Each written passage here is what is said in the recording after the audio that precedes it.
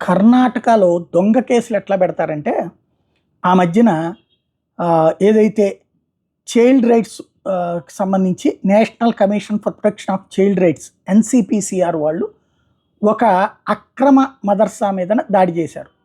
అందులో కనీస సదుపాయాలు లేకుండా 200-300 మంది పిల్లల్ని ఇబ్బంది పెడుతున్నారన్నటువంటి విషయం మీద వచ్చిన ఫిర్యాదుల మేరకు వాళ్ళ మీద చర్య తీసుకున్నారు. తీసుకుని ఆ సంస్థని అక్కడ బ్యాన్ చేశారు. వాళ్ళ మీద యాక్షన్ తీసుకున్నారు. దానికి ప్రతిగా కాంగ్రెస్ గవర్నమెంట్ వచ్చుకుంది. ఇది జరిగింది ఎప్పుడు 2018 ఆ టైంలో జరిగిందండి, 19 ఆ టైంలో.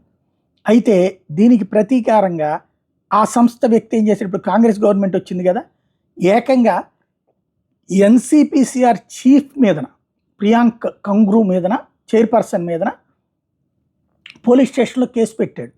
ఏమనయ్యా అంటే సెక్షన్స్ 447, 448 ట్రెస్పాసు, 295A ఏంటి deliberate and malicious acts intended to outreach religious feelings of any class by insulting it's religion of religions beliefs. ఇది మతపరమైనటువంటి నమ్మకాలని దెబ్బతీసేటటువంటి కుట్ర అన్నటువంటి సెక్షన్స్ కిందన కేసు పెట్టాడు. ఇది 21/2023 ఈ కేసు పెట్టి దారుణమైనటువంటి యాక్టివిటీ చేసుకొచ్చాడు అనమాట.